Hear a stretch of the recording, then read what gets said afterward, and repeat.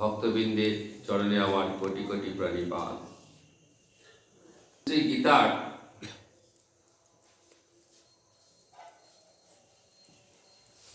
চতুর্থ অধ্যায়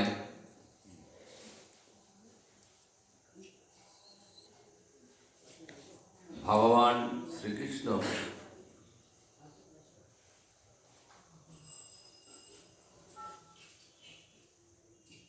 অর্জুনকে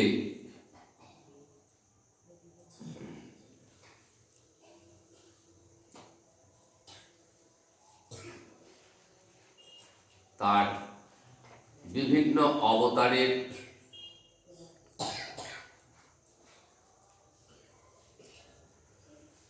কথা বলছেন।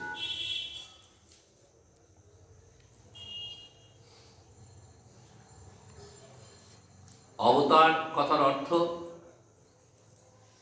অবতরতি ইতি অবতার, বা নেমে আসেন,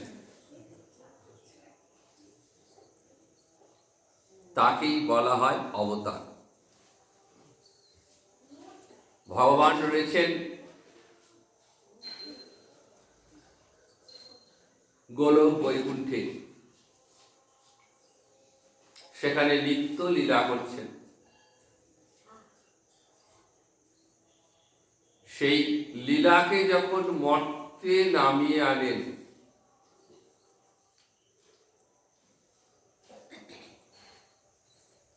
তখন ভগবানের সেই অবতরণকে আমরা বলি তার অবতার লীলা। রাম, বলরাম, পরশুরাম, নৃসিংহ, বামন আদি ভগবানের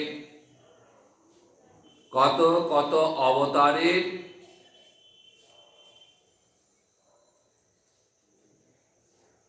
কথা জানতে পারেন।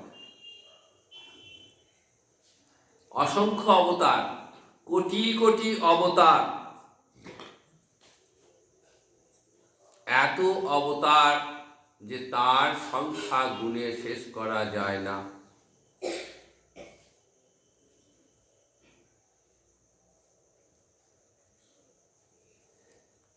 বিভিন্ন সময়ে বিভিন্ন রূপে অবতার রূপে এই ধরাধামে অবতীর্ণ হন। চতুর্থ অধ্যায়ে সেই অবতার তত্ত্বে ইঙ্গিত দেওয়া হয়েছে।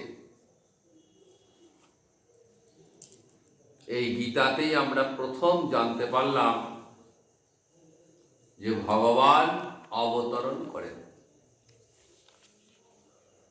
ভগবান অবতরণ করেন এই মর্তে,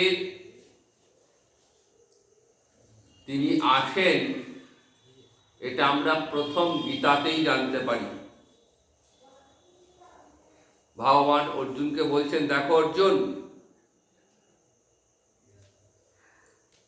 আমার এই অব্যয় কর্মযোগের কথা আমি প্রথম সূর্যদেবকে বলেছিলাম। বিবস্বতে প্রক্তবান, অর্থাৎ সূর্যকে বলেছিলাম। সূর্য বলেছিলেন মনুকে, মনু বলেছিলেন ইক্ষ্বাকুকে। এইভাবে পুরুষ পরম্পরায় নিষ্কাম কর্মযোগের কথা রাজর্ষিগণ জানতেন। জনকাদি রাজর্ষিগণ এই কর্মযোগের দ্বারা সিদ্ধি লাভ করেছেন। তারপর দীর্ঘকাল বসে সেই সমস্ত বুদ্ধিযুক্ত নিষ্কাম কর্মযোগ নষ্ট হয়ে গেছে। তা তুমি তো আমার ভক্ত, তাই পুনরায় আমি তোমাকে সেই পুরাতন কর্মযোগের কথা আবার আমি তোমায় বলছি। এটি অত্যন্ত গুহ্য তত্ত্ব। তো এই কথা শুনে অর্জুন মনে মনে ভাবছেন যে সূর্যের জন্ম তো কত আগে, আর কৃষ্ণের জন্ম তো কত পরে। তাহলে কৃষ্ণ আমার সখা কেশব কেমন করে সূর্যকে বলল? তাই প্রশ্নটা করেই ফেললেন অর্জুনকে। অপরাং ভবতা জন্ম পরাং জন্ম বিবস্বতা কথামেতদিজানীয়ং তমাদৌ প্রত্যবানিতি। বলছেন, হে গোবিন্দ, সূর্যের জন্ম তো কত আগে, আর তোমার জন্ম কত পরে। তা তুমি সূর্যকে বলেছো, এটা কেমন করে বুঝবো আমি?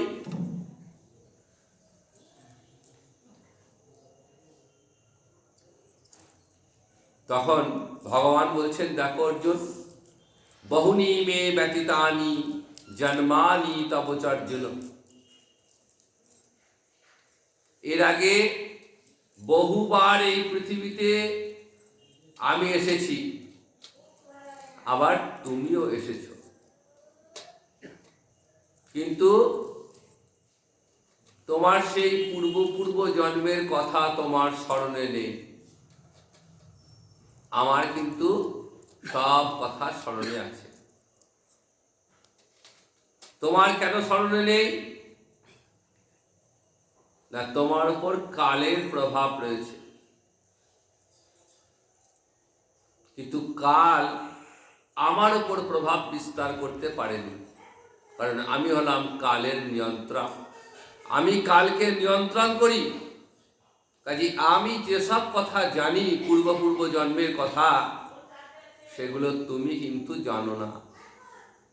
কারণ এই পৃথিবীতে প্রত্যেকটা জীব আসে আপন আপন কর্মফল ভোগ করবার জন্য।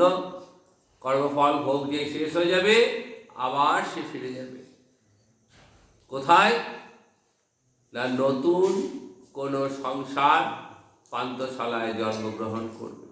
যতদিন না কর্ম ক্ষয় হচ্ছে, ততদিন পর্যন্ত এই আসা যাওয়া চলতে থাকে। তবে একভাবে নয়, বিভিন্ন রূপে, কখনো মনুষ্য, কখনো দেবতা, কখনো গন্ধর্ব, কখনো বা বৃক্ষ, কখনো বা পশু পক্ষী, কখনো বা জলজ প্রাণী। যেমন যেমন কর্ম তেমন তেমন ফল। কিন্তু ভগবানের কর্ম নেই, কর্মফল ভোগ নেই। তাই তিনি স্বেচ্ছায় অবতীর্ণ হন জীবকে কৃপা করবার জন্য।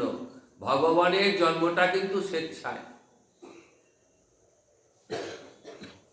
গীতা পড়লে এই তত্ত্বগুলো আমাদের অনুভব হয়। ভগবানের জন্ম আর আমাদের জন্মকে এক করে ভুলিয়ে ফেলা ঠিক না। ভগবানের জন্মটা হলো স্বেচ্ছায়, কিন্তু আমাদের জন্ম প্রকৃতির নিয়মে। ভগবানের দেহটা পঞ্চভূতের বিকার, আমাদের দেহটা পঞ্চভূতের বিকার, কিন্তু ভগবানের দেহটা সচ্চিদানন্দময়। তিনি নররূপে এলেও, তিনি মনুষ্য দেহ ধারণ করে এলেও, তিনি কিন্তু সচ্চিদানন্দময়। যারা জ্ঞানী, বিশেষ করে যারা মায়াবাদী, তারা ভগবানের কোনো অবতার নেই এ কথা বলেন। কেন? তারা বলেন যে ভগবান অজ।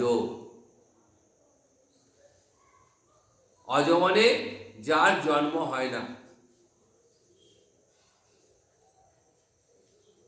তো ভগবান তাদের মতকে খণ্ডন করে বললেন যে যদিও আমি অজ, আমি অব্যয় আত্মা, অবিনশ্বর, সর্বভূতের ঈশ্বর, তথাপি আমি আমার শুদ্ধ সত্য প্রকৃতিকে আশ্রয় করে আমার আত্মমায়া অর্থাৎ যোগমায়া দ্বারা অবতীর্ণ হবে। জ্ঞানীদের মতটা ঠিক, ভগবান অজ, ভগবানের জন্ম বলে কিছু হয় না। কিন্তু তথাপি তিনি আসেন কিভাবে? শুদ্ধ সত্য প্রকৃতিকে আশ্রয় করে তিনি এই ধরাধামে অবতীর্ণ হন, যোগমায়া দ্বারা আবৃত থাকেন। তাই সকলে তাকে চিনতে পারে না। জ্ঞানীরা বলেন, যারা অবতার বিরোধী, যারা অবতার তত্ত্ব স্বীকার করেন না, তারা বলেন যে ভগবান যখন অজ, তার জন্ম হয় না, তিনি আবার কেমন করে অবতীর্ণ হবে? তিনি অবিনশ্বর, তিনি এই নশ্বর জগতে কেমন করে আসবেন? তিনি তো সর্বভূতের ঈশ্বর। জ্ঞানীদের এই যুক্তিগুলোকে মেনে নিয়েই ভগবান বলছেন, আমি অবিনশ্বর, সর্বভূতের ঈশ্বর বটে, তথাপি আমি আত্মমায়া দ্বারা অবতীর্ণ হই।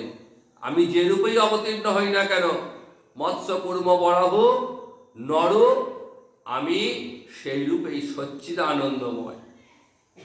আমি মনুষ্য রূপ ধারণ করলেও আমি মানুষ নই, আমার দেহ সচ্চিদানন্দময়।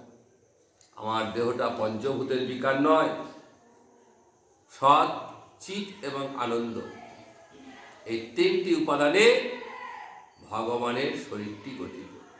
সৎ, চিৎ এবং আনন্দ। যোগমায়া দ্বারা আবৃত থাকি বলে যারা মূর্খ জন তারা আমায় চিনতে পারে না। জগতে সকলে যাকে আমাকে চিনতে না পারে তার জন্য যোগমায়া আমাকে আবৃত করে রেখেছেন। না হম প্রকাশ সর্বত্র যোগমায়া সমাবৃত। একমাত্র যারা ভক্তি সাধন করেন, একমাত্র ভক্তি বা ভক্ত আমাকে চিনতে পারে, ভক্ত আমাকে জানতে পারে, ভক্তই পারে আমাকে চিনতে। দুর্যোধন, দুঃশাসন এরা আমায় চিনতে পারে, কারণ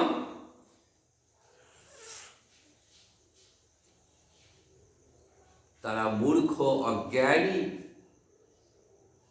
তাই কৌরব সবাই আমাকে তারা বন্দী করতে চেয়েছিল, কিন্তু যুধিষ্ঠির, বিদুর আমায় চিনতে পেরেছিলেন। তারা আমার ভক্ত, তারা আমার দাস, তাই আমি তাদের কাছে ধরা দিয়েছিলাম, তারা আমার শরণাগত হয়েছিল।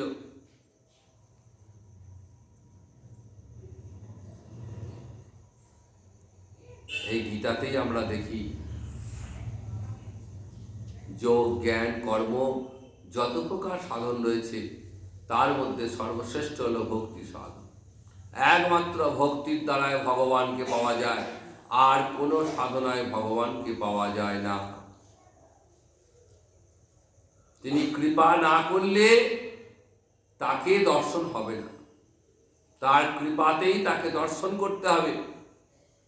ঠিক যেমন সূর্যের আলোতে সূর্যকে দর্শন করা যায়, রাতের বেলায় সূর্য দর্শন হয় না, দিনের বেলায় যখন সূর্য ওঠে সেই সূর্যের আলোতে সূর্যকে দর্শন করি। ঠিক তেমনি ভগবত কৃপার আলোকে ভগবত দর্শন পায়। কোন সাধনার দ্বারা তাকে পাওয়া যায় না। অর্জুন অবাক হয়ে শুনছেন। তা অর্জুন,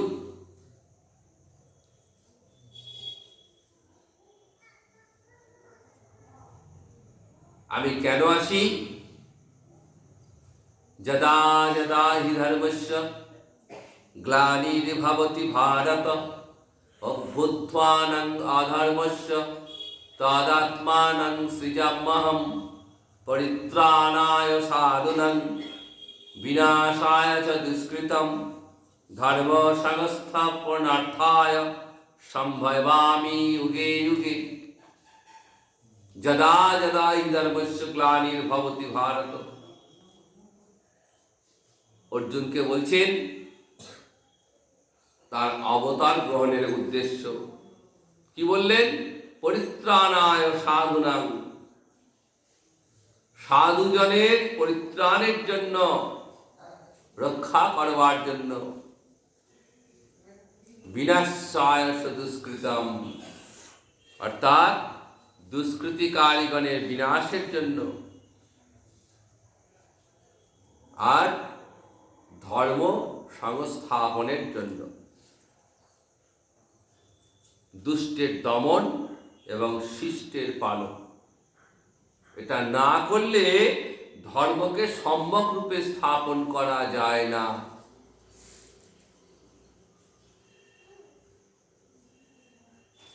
ধর্মকে সম্যক রূপে প্রতিষ্ঠা করবার জন্য কি করতে হয়? দুষ্কৃতিকে দমন করতে হয়।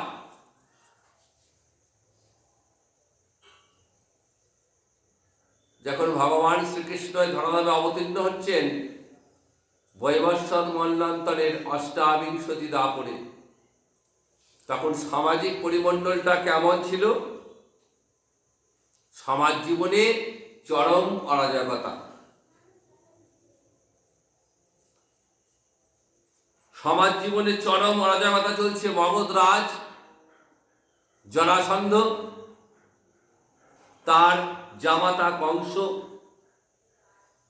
চেদিরাজ শিশুপাল, কামরূপের রাজা নরক, শোনিতপুরের রাজা বান এবং পুণ্ডরাজ্য অর্থাৎ উত্তরবঙ্গের রাজা পৌণ্ড্রক, এদের অত্যাচারে ভারতবর্ষ জর্জরিত। ভারতবর্ষের প্রত্যেকটা প্রান্তরে অত্যাচারী রাজার আবির্ভাব। স্বাভাবিকভাবেই ধর্ম ভুলুণ্ঠিত। চতুর্দিক অরাজকতা, বহু রাজা কারারুদ্ধ, কৃষ্ণের পিতা মাতা বাসুদেব দেবকী শৃঙ্খলিত, যারা সমাজের সাধুজন অত্যাচারিত, ধর্মরাজ্যে চরম বিশৃঙ্খলা। এমন অবস্থায় ভগবান শ্রীকৃষ্ণ ব্রহ্মার প্রার্থনায় ধরাভার হরণের নিমিত্ত পৃথিবীতে অবতীর্ণ হলেন। কংসাদি অসুরবর্গের হত্যা করলেন, সাধুদের রক্ষা করলেন, ধর্মরাজ্য সংস্থাপন করলেন। এই দুষ্টের দমন, শিষ্টের পালন এবং ধরাভার হরণ করে ধর্ম সংস্থাপন করবার জন্য ভগবানকে আসতে হয়। তবে স্বয়ং ভগবানকে আসার প্রয়োজন হয় না। এই সমস্ত কাজগুলো করবার জন্য স্বয়ং ভগবানকে আসতে হয় না। দুষ্টের কারা আসেন? ভগবানের অংশ, অংশের অংশ বা কলা,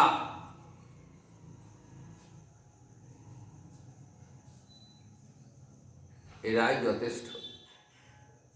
এরা যুগে যুগে আসেন। যখনই ধর্ম ভুলুণ্ঠিত, অধার্মিকদের অত্যাচারে যখন ধর্ম লুপ্ত প্রায়, সমাজে সাধুজন গুণীজন অত্যাচারিত, সামাজিক জীবনে চরম অরাজকতা বিপর্যয় নেমে আসে, তখনই ভগবানের বিভিন্ন অবতার বিভিন্ন সময় নেমে আসে। সেই একইভাবে মৎস্য, কূর্ম, বরাহ ইত্যাদি অবতার এসেছেন। চৈতন্য চরিতামৃত ভগবান বলছেন, যুগধর্ম প্রবর্তন হয় অংশ হইতে, আমা বিনা অন্য নারী ব্রজপ্রম দিতে। তাহলে ভগবানের অংশ বা কলা, এরা আসেন যুগধর্ম প্রবর্তন করবার জন্য। বিভিন্ন যুগের বিভিন্ন ধর্ম। আর ভগবান কখন আসেন?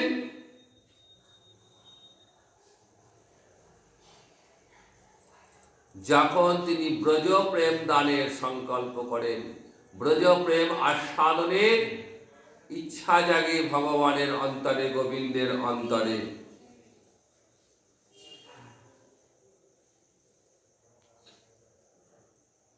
তাহলে কৃষ্ণ কিন্তু কোনো অবতার নন।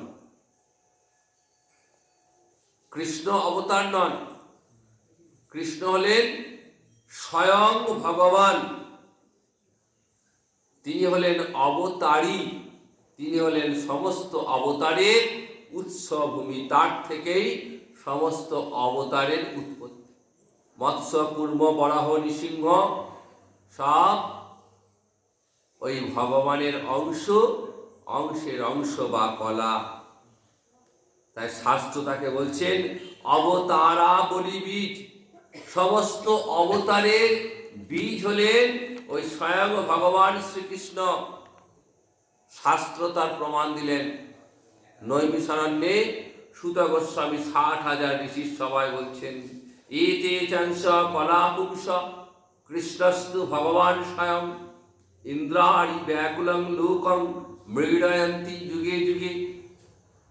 সুত গোস্বামী পাঠ বলছেন, প্রথমে মৎস্য পূর্ব বরাহ সমস্ত অবতারের পরিচয় দিলেন। বললেন এই যে এদের কথা বললাম, এরা সকলেই পরম পুরুষের অংশ, কেউ বা অংশের অংশ, কেউ বা কলা। ইন্দ্রাণী অর্থাৎ ইন্দ্রের শত্রু অসুরদের দ্বারা পৃথিবী অত্যাচারিত হলে অসুরদের দমন করে পৃথিবীর তাপ দূর করার জন্য এই সমস্ত অবতারগণ অবতীর্ণ হন। কিন্তু কৃষ্ণ হলেন স্বয়ং ভগবান, তিনি কোনো অবতার নন, তিনি কোনো অংশ নন, তিনি কোনো কলা নন। এই ভগবান এই বিশেষণটি কিন্তু কৃষ্ণ ছাড়া আর কোনো ভগবানের ক্ষেত্রে দেওয়া হয়নি। কৃষ্ণস্তু ভগবান স্বয়ং, এটা একমাত্র কৃষ্ণের ক্ষেত্রেই প্রযোজ্য। এটি ভাগবতের কূট শ্লোক, ভাগবতের পরিভাষা। ভাগবতের সমস্ত সিদ্ধান্তের মাথায় বিজয় পতাকা রূপে বিরাজ করছেন ভাগবতের এই পরিভাষা। কৃষ্ণ স্বয়ং ভগবান। কবিরাজ গোস্বাইপাদ এই ভগবান শব্দের অর্থ করলেন, স্বয়ং ভগবান শব্দের তাহাতি সত্তা, যাহার ভগবত্তা হইতে হয় অন্যের ভগবত্তা। তাহলে কৃষ্ণের ভগবত্তা থেকে অন্যান্য সকলের ভগবত্তা। মৎস্য পূর্ব বরাহ নৃসিংহ আদি সমস্ত ভগবানের আবির্ভাব হয়েছে ওই কৃষ্ণ ভগবান থেকে। শ্রীহরির অসংখ্য অবতারের কথা শাস্ত্রে বর্ণিত হয়েছে। চৈতন্য চরিতামৃতে ভগবানের 6 প্রকার অবতারের কথা বলা। অবতার 6 প্রকার।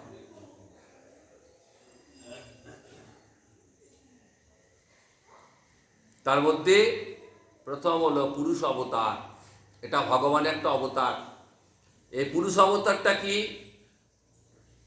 কারণ সমুদ্র সাই, গর্ভোদক সাই এবং ক্ষীরাব্ধি সাই, এটা বলা হয় ভগবানের পুরুষ অবতার। 3 প্রকার: কারণ সমুদ্র সাই, গর্ভোদক সাই এবং ক্ষীরাব্ধি সাই।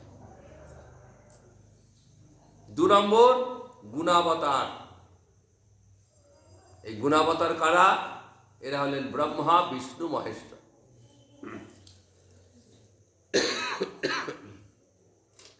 ব্রহ্মা, বিষ্ণু, মহেশ্বর। ভালো করে শুনবেন, এই অবতারের কথা আমাদের প্রত্যেকের জানা উচিত। আমরা যে ব্রহ্মা, বিষ্ণু, মহেশ্বরকে জানি, সেই ব্রহ্মা, বিষ্ণু, মহেশ্বর আসলে ভগবানের গুণাবতার। এরা কিন্তু কেউ স্বয়ং ভগবান নয়, সকলেই ভগবান। এরা সকলেই ভগবান, ভগবান থেকে পৃথক নন, কিন্তু তত্ত্বে সকলেই ভগবান।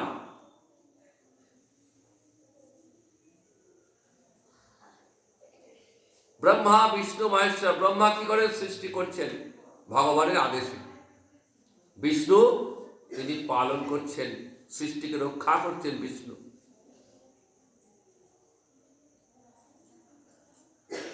আর মহেশ্বর দেবাদিদেব মহাদেব, তিনি এই সৃষ্টিকে ধ্বংস করেন। রজগুণের সৃষ্টি, সত্যগুণের স্থিতি, তমগুণের লয়। প্রকৃতির 3টে গুণ। সত্যগুণে কি হয়? স্থিতি। সৃষ্টি যে তৈরি হচ্ছে, সেই সৃষ্টির স্থিতি করছে কে? সত্যগুণের স্থিতি হয়। আর তমগুণে লয় হয়ে যায়, ধ্বংস হয়ে যায়। এরপর আছে মন্বন্তর অবতার। এই অবতারটা অসংখ্য, মন্বন্তর অবতার। এরপর লীলাবতার,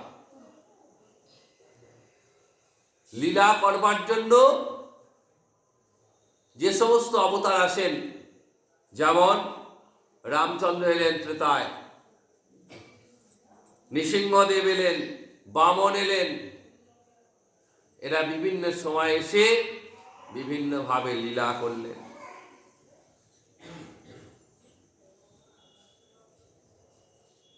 5 নম্বর যুগাবতার। যুগাবতার অর্থাৎ যুগধর্ম প্রবর্তন করবার জন্য যুগে যুগে বিভিন্ন সময়ে অবতীর্ণ হয়েছেন। আমরা অনেক সময় ভুল করে বলি যে চৈতন্য মহাপ্রভুকে বলি যুগাবতার, কিন্তু তিনি যুগাবতার নন।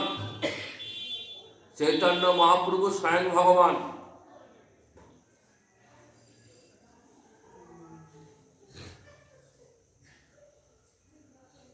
আর এক প্রকার অবতার যাকে বলে আবেশ অবতার, অর্থাৎ কৃষ্ণ শক্তির আবেশ হয় যাদের মধ্যে। ব্যাসদেব, নারদ, পৃথু রাজা, এরা হলেন ভগবানের আবেশ অবতার। এই সমস্ত অবতারের মূল কিন্তু হলেন স্বয়ং ভগবান শ্রীকৃষ্ণ। কৃষ্ণস্থ ভগবান স্বয়ং। কৃষ্ণ ছাড়া শাস্ত্রে আর কাউকে ভগবান বলা হয়নি। বাকি সকলে ভগবানের অংশ, অংশের অংশ বা কলা। আর বৈকুণ্ঠে যিনি আছেন নারায়ণ, তিনি হলেন ভগবানের বিলাস মূর্তি।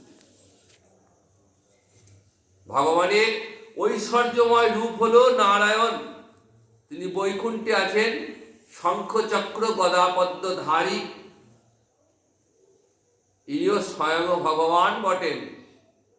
তবে এই নারায়ণের মধ্যে 6টি ঐশ্বর্য থাকলেও 4টি মাধুর্য কিন্তু ওই নারায়ণ ভগবানের মধ্যে নেই। তিনি বৈকুণ্ঠে চতুর্ভুজ রূপে রয়েছেন। এই বৈকুণ্ঠ থেকে 50 যোজন ঊর্ধ্বে রয়েছে গোলক। এই গোলকে রয়েছেন গোলক বিহারী, দ্বিভুজ মুরলীধর, গোপবেশ বেণুকর, নবকিশোর নটবর।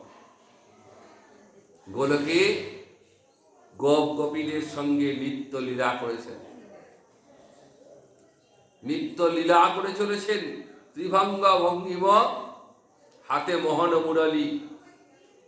তাহলে নারায়ণ এবং কৃষ্ণ তত্ত্বের দিক থেকে এক। নারায়ণ ভগবান, কৃষ্ণ ভগবান, কিন্তু রসের দিক থেকে ভিন্ন। রসের দিক থেকে ভিন্ন। শাস্ত্রে বলছে ভগবানের 6টি ঐশ্বর্য। ভব শব্দের অর্থ হলো ঐশ্বর্য। 6টা ঐশ্বর্য রয়েছে নারায়ণের মধ্যে, কিন্তু 4টি মাধুর্য নারায়ণের নেই। এটা একমাত্র স্বয়ং ভগবান শ্রীকৃষ্ণ গোলক বিহারী, দ্বিভুজ মুরলীধর, যিনি গোলকে নিত্য লীলা করছেন, তিনি একমাত্র 6টি ঐশ্বর্য এবং 4টি মাধুর্যের অধিকারী।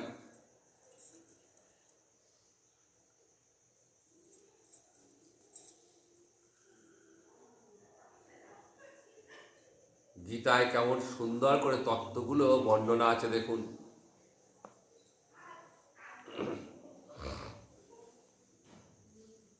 ছটি ঐশ্বর্য এবং 4টি মাধুর্য একমাত্র কৃষ্ণচন্দ্রে বিদ্যমান।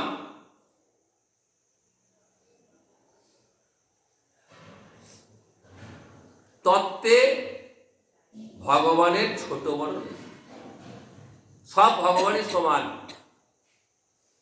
কারণ মৎস্য কুর্ম বরাহ নৃসিংহ বামন, রাম বলরাম পরশুরাম সেই পরম পুরুষ, সেই ভগবানেরই অংশ।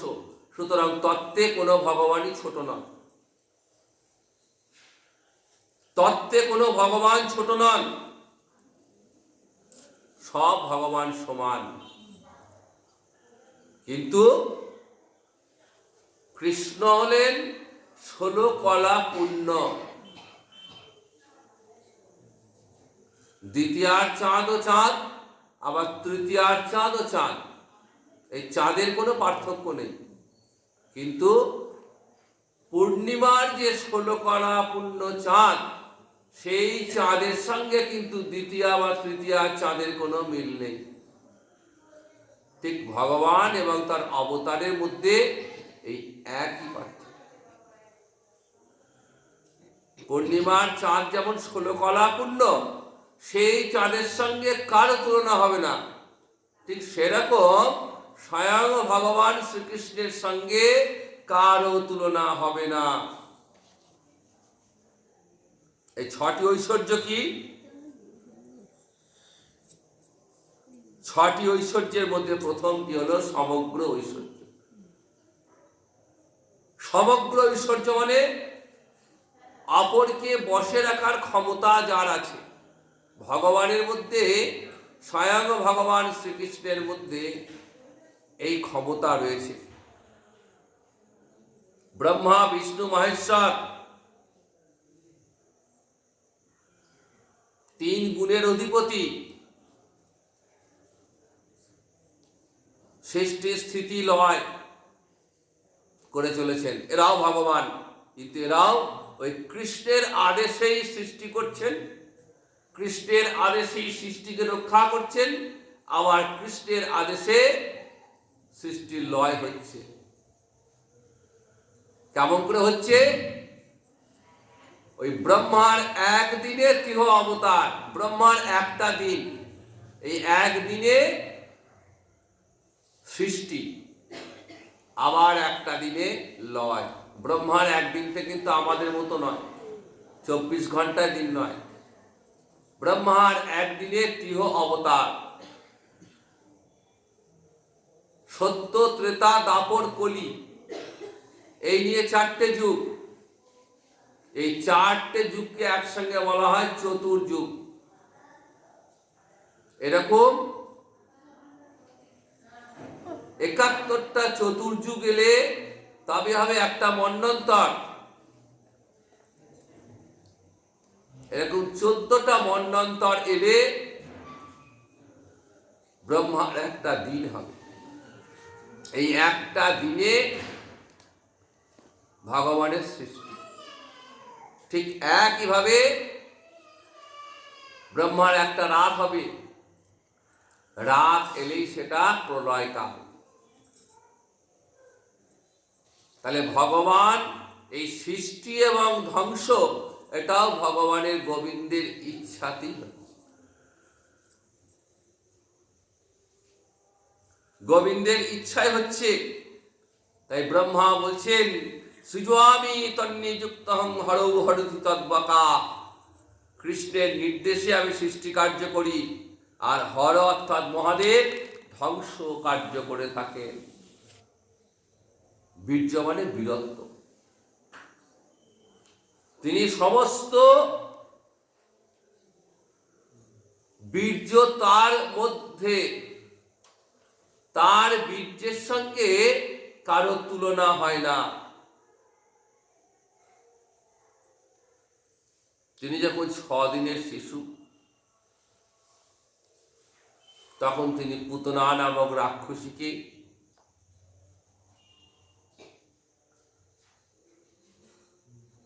নরম মাড়ি দিয়ে পুতনার স্তন চূষণ করে তাকে হত্যা করলেন।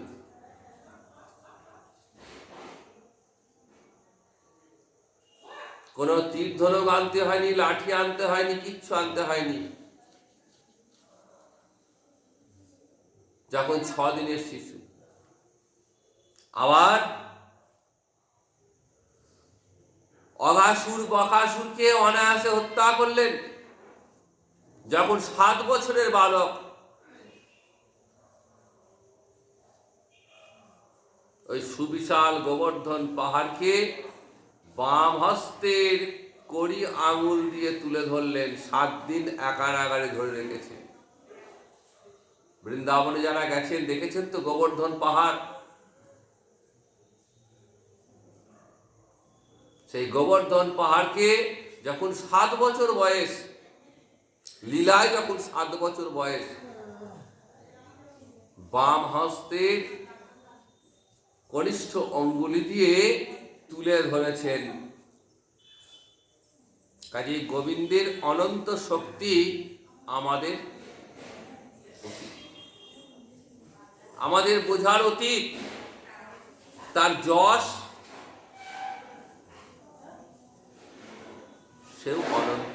বেদ, পুরাণ, মহাভারতে, রামায়ণ এমন কোন শাস্ত্র নেই যেখানে শ্রীহরির যশ বর্ণিত হয়নি। তিনি অনন্ত সম্পদ, শোভার অধিকারী, জগতের সমস্ত সৌন্দর্য, মাধুর্য উৎস তিনি। এই যে পৃথিবীর যে অপরূপ রূপ আমরা দেখি, এই অপূর্ব রূপের উৎসকে, এই রূপের উৎস হলেন স্বয়ং ভগবান। সমস্ত সম্পদের অধিকারী তিনি। জগতের যত সম্পদ রয়েছে, তাহলে এই জগতের প্রতিটি বস্তু হল স্বয়ং ভগবানের। অথচ আমরা সেই সম্পদ আমরা নিজেদের বলে হানাহানি করি।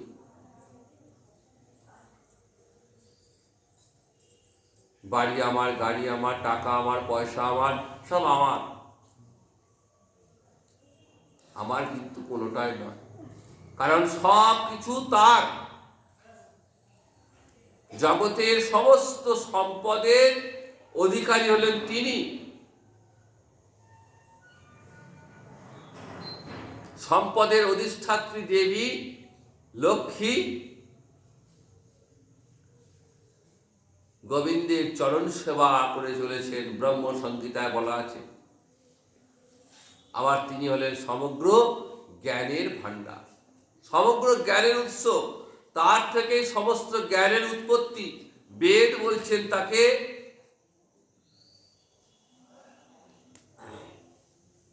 তার থেকে সমস্ত জ্ঞানের উদ্ভব। তিনি অখিল, অখিল বেদ হল তার নিঃশ্বাস স্বরূপ। বেদ তার নিঃশ্বাস স্বরূপ। ভাগবতের মুখবন্ধে বলাই আছে তিনি প্রথম ব্রহ্মাকে বেদ বলেছেন। কাজে তিনি জ্ঞান, তিনি জ্ঞেয় এবং তিনি জ্ঞাতা। শ্রুতি বললেন তিনি জ্ঞান, সত্যং জ্ঞানং অনন্ত ব্রহ্ম। তিনি সত্য স্বরূপ, তিনি জ্ঞান স্বরূপ, তিনি অনন্ত, আবার তিনি জ্ঞাতা, তিনি সর্বজ্ঞ সর্ববিদ, আবার তিনি জ্ঞেয়। বেদের ভাষায় যস্মিন বিজ্ঞাতি সর্বং ইদং বিজ্ঞাতং ভবতি। ভগবানকে জানলে সব জানা হয়ে যায়। কাজেই গোবিন্দকে যে জেনেছেন তাকে আর কোনো কিছু জানার প্রয়োজন হয় না। গোবিন্দকে জানা মানে সব জানা। সমগ্র বৈরাগ্য তার ঐশ্বর্য। এই 6টা ঐশ্বর্যের মধ্যে বৈরাগ্যটাও তার ঐশ্বর্য। বৈরাগ্য মানে অনাসক্তি। তিনি জগতের সমস্ত বস্তুতে তিনি রয়েছেন, অথচ কোনো কিছুতেই তিনি লিপ্ত নন।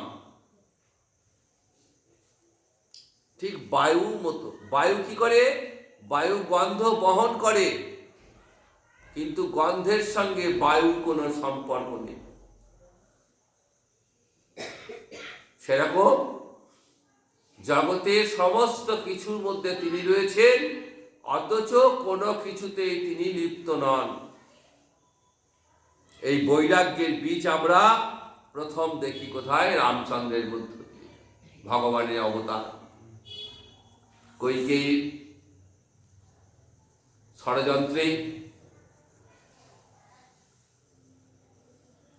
কৈকেয়ীর ইচ্ছায় ভরত অযোধ্যার রাজা হবেন, আর রামচন্দ্রকে 14 বছর বনবাসে থাকতে হবে। পিতৃসত্য পালনের জন্য রামচন্দ্র কি করলেন? সমস্ত কিছু ত্যাগ করে বনবাসে গেলেন। অনাসক্তি, বৈরাগ্য। আরো বৈরাগ্যের বীজ কোথায় দেখি না? তার প্রাণ প্রিয় সীতা শুধুমাত্র প্রজা রক্ষার জন্য, প্রজাদের মনের বাসনা পূর্ণ করবার জন্য সেই সীতা দেবীকে তিনি ত্যাগ করলেন।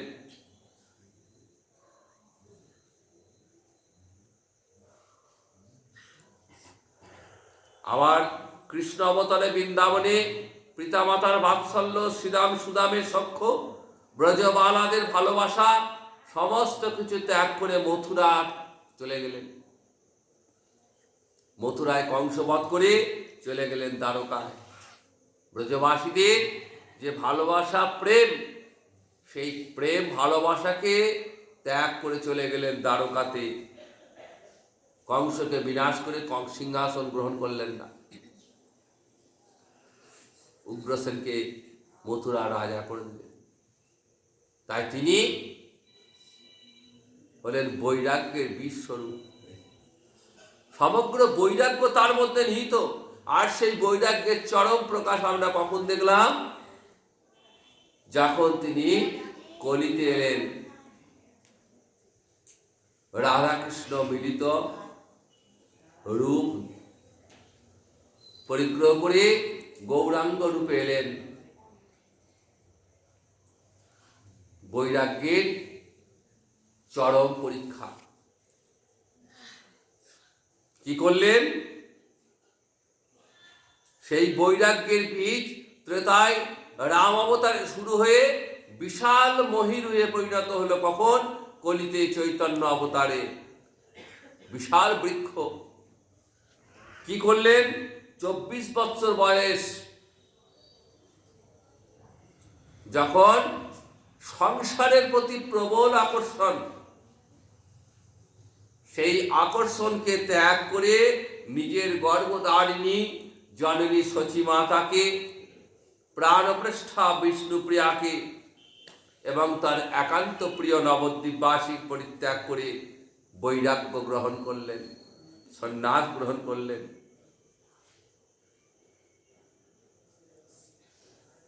এটা একমাত্র স্বয়ং ভগবানই পারেন। কারণ তার মধ্যে এই 6টা ঐশ্বর্য পরিপূর্ণ রূপে বিদ্যমান রয়েছে। তাই তিনি সমগ্র ঐশ্বর্যের অধিকারী। এছাড়াও আর কি রয়েছে? তার মধ্যে রয়েছে 4টি মাধুর্য। এই মাধুর্যের কথা আবার আগামী দিন বলবো। আজকে প্রভুর আরতির সময় হয়ে আসছে। আগামী দিন আবার আমরা আস্বাদন করব মাধুর্যের কথা। আজ এখানেই বিশ্রাম নিচ্ছি। জয় নিতাই। জয় রাধে কৃষ্ণ গোবিন্দ। জয় জয় রাধে।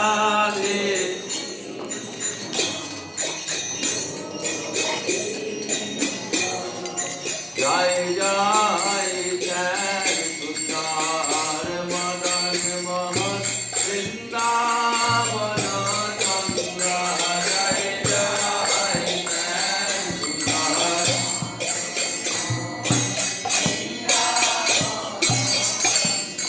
জয় জয় রাধা রমন রাসবিহারী শিব কুলানন্দ।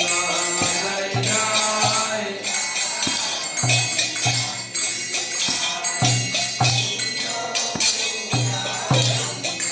জয় জয় রাধা বংশ রাধা বিনা। জয় রাধে গোবিন্দ। জয় জয়।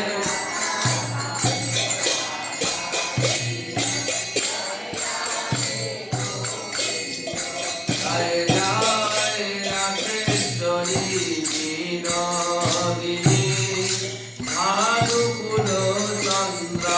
জয়